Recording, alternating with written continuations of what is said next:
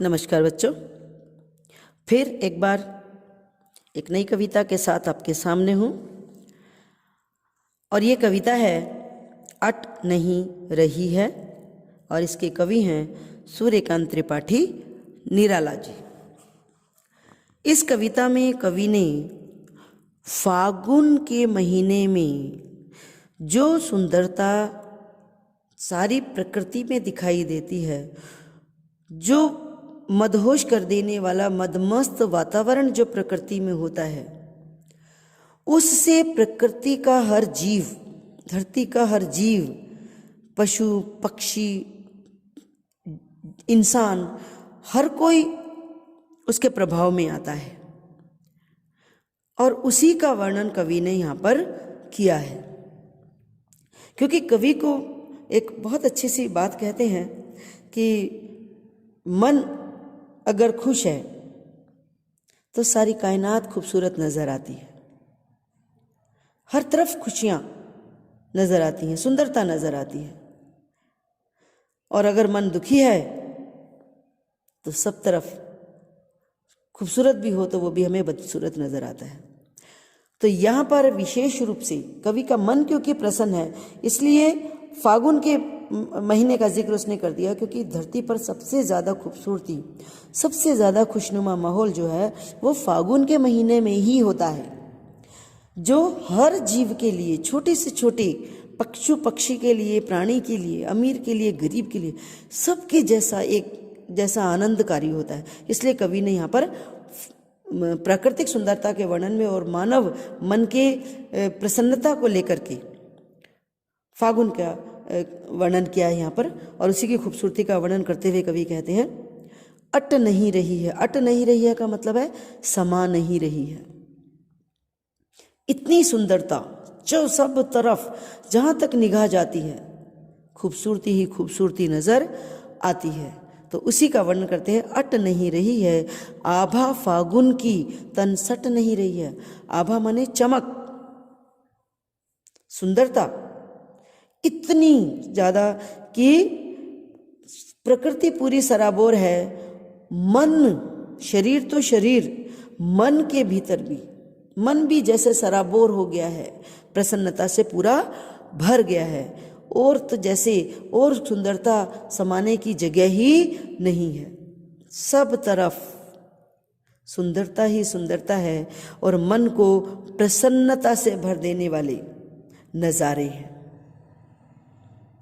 ठीक है, यानी फागुन के महीने में सब तरफ मन को प्रसन्न करने वाले नज़ारे देखने को मिलते हैं। सब तरफ उल्लास है, कोई दुखी नहीं, कोई निराश नहीं, सब प्रसन्नता से भरे हैं। एक खूबसूरत, एक आनंदकारी वातावरण सब तरफ फैला हुआ है। आगे कहते हैं कहीं सांस लेते हो घर घर भर देते हो, उड़ने को नभ में तुम पर पर कर देते हो। आँख हटाता हूँ तो हट नहीं रही है। मतलब कहीं सांस लेते हो, मतलब फागुन के महीने में खूबसूरत फूल खिले होते हैं, पेड़ पौधे सब हरे भरे, नए नए पत्तों से, नए नए फूलों से सब लदे होते हैं। तो वातावरण में भी एक सुगंधित हवा फैली हुई होती है। तो जब हवा सुगंधित है तो जो भी सांस वगैरह लेते हैं सब अच्छा लगता है, प्रसन्नता से भर जाता है। मन इतना प्रसन्न होता है, ऐसे लगता है जैसे उड़ने को नभ में तुम पर पर कर देती हो। पर पर कर देना, जैसे पक्षी उड़ते हैं ना आसमान में, खुशी के मारे जैसे मनुष्य का मन उड़ने के लिए करता है, हल्का फुल्का महसूस करते हैं सबको। आँख हटाता हूँ तो हट नहीं रही है, यानी आँख बंद भी कर लेता हूँ मैं, उस सौंदर्य से अपने आप को अलग करने की कोशिश भी करता हूँ, पर चाह कर भी मैं अपने मन से, आँखों से उस सुंदरता को भूल नहीं पाता हूँ। वो क्यों नहीं भूल पा रहा है? क्योंकि वो सुंदरता उसके केवल नज़रों तक सीमित नहीं है, वो सुंदरता उसके हृदय में समा चुकी है। इसलिए वो उस सुंदरता को, उस दृश्य को, उस मनमोहक वातावरण को चाह कर भी भूल नहीं पाता। आगे कहते हैं पत्तों से लदी डाल कहीं हरी कहीं लाल, कहीं पड़ी है उर में मंद गंध पुष्पमाल। क्या कहना चाहते हैं? सीधा साधा प्रकृति का वर्णन है कि फागुन का महीना आता है, बसंत का महीना जैसे आया है तो सारे डालें, पेड़ों की जो डाल है वो पत्तों से लद जाती है। पत्ते भी कैसे है, कहीं हरे पत्ते कहीं लाल पत्ते।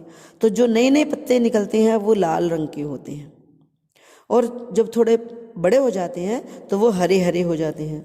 यानी बस पतझड़ के बाद जब बसंत का मौसम आता है तो पेड़ों पर लाल हरे पत्ते दिखाई देने लगते हैं। और तो और जो बेलों वाले पेड़ हैं, जो लताएं हैं, वो भी मंद मंद गंध वाली पुष्पमाल की तरह लटकी हुई नजर आती हैं, जिसके कारण पाट पाट शोभा श्री पट नहीं रही है। पाट पाट शोभा श्री, पाट पाट का मतलब जगह जगह, हर जगह।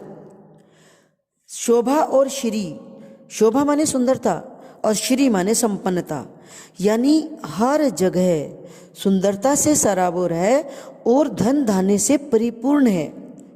जैसे हमने कहा कि पेड़ पौधे, धरती, खेत खलिहान हरियाली से तो भरपूर है ही, फूलों से भी लदे हैं, पर साथ ही साथ पेड़ फलों से भी लदे हैं, खेत अन्न धन से धान्य से लदे हुए हैं। तो शोभा और श्री सब तरफ इस कदर फैली हुई है कि वो पट नहीं रही है, यानी जैसे उनके लिए जगह कम पड़ रही है।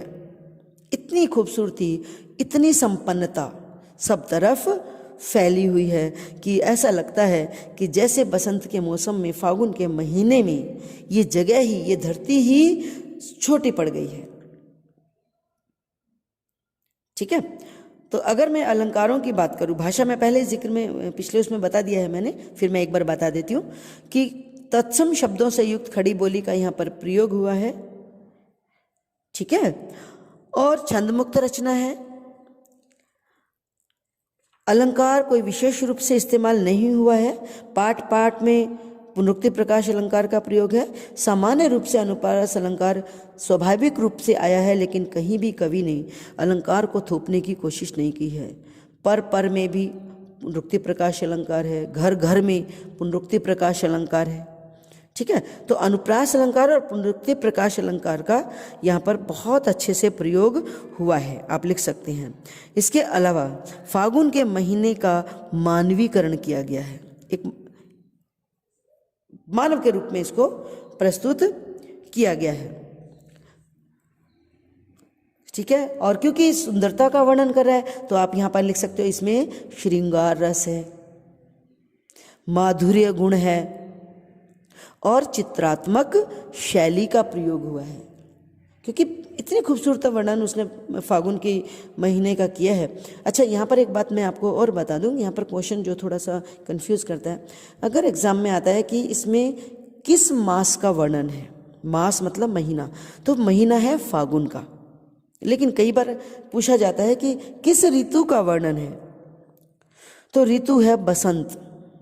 यहाँ पर बच्चे बहुत ज़्यादा कंफ्यूज होते हैं, तो मैं आपको थोड़ा सा क्लियर कर देती हूँ इस बात को लेकर के। तो अगर इस तरह का कन्फ्यूज़न आपके सामने आता है तो आप उसको देख लेना। ठीक है, तो आज के लिए इतना ही। स्वस्थ रहो, सुखी रहो।